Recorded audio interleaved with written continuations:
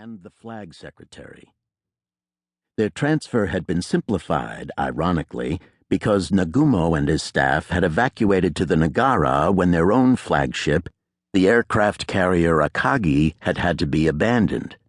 Kusaka suffered minor leg wounds, but Genda was the one officer Admiral Yamamoto worried about. The power of Kido Butai airstrikes, with which Yamamoto had struck Pearl Harbor and virtually swept the Pacific, derived precisely from Commander Genda's championing of concentrated carrier forces and his innovating tactics to employ the air power. Now the crucial question was whether Midway called those tactics into question. The Imperial Navy didn't know at the time that Allied codebreakers had divined the Japanese plan, enabling Admiral Chester W. Nimitz, the American Pacific commander, to position his fleet in ambush. Nagumo's officers arrived early in the morning, and the staff conference dragged into the afternoon.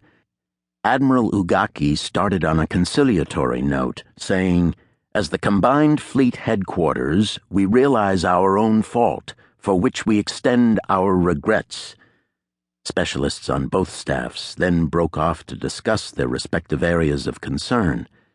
Combined Fleet and First Air Fleet seniors mulled over the vagaries of underway refueling, dangers of radio emissions under pre-combat conditions, and the shortcomings of Kido Butai's dawn airborne search pattern.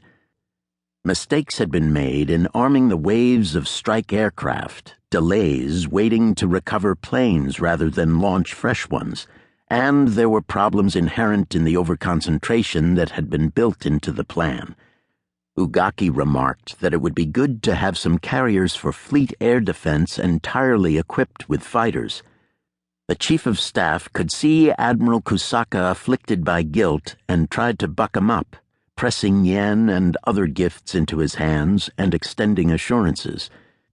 Yamamoto, who had told his own staff at the height of the catastrophe, "I am the only one who must apologize to His Majesty," rejected proffered apologies from Nagumo's officers. "This present setback has not made us at all pessimistic," Ugaki told Kusaka. "We still intend to try the Midway operation again and also to carry out the Southern operation." Admiral Ugaki understood the war situation in the wake of Midway perfectly. "Above all," he told Kusaka, "to rehabilitate the Fleet Air Force is imperative." That was the main reason for the Yamato confab, as well as why Yamamoto ordered Genda to go ahead to Japan in a seaplane as soon as his ship reached flying range of the Empire. The commander would manage the reorganization of carrier air groups. The Japanese officers correctly marked Midway as a serious defeat, but they were also right not to regard it as a crippling one.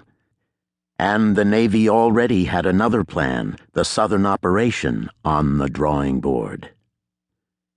Captain Tomioka Satatoshi later told friends of the dour atmosphere at the Navy General Staff as the news arrived dispatch upon dispatch, but the horror among his colleagues, Baron Tomioka was operations chief, flowed as much from dawning realization of Midway's implications for the South Pacific scheme as it did from the sheer tragedy. Whatever the concrete effects, the Navy General Staff, or NGS, treated Midway as an embarrassment. The High Command began by delays informing Emperor Hirohito of events. Hirohito received his first news only when the Kido Butai's power had been broken, half its carriers sunk, the others floating derelicts, soon to founder or be scuttled. It's not clear that NGS fully admitted the losses. Lord Privy Seal Marquis Kido, possibly the Emperor's closest associate, heard from a naval aide 24 hours later. Hirohito spent almost a day closeted with Navy officers, and Kido met with Japanese aeronautical experts and industrial leaders. The Emperor saw Marquis Kido only on June 8th.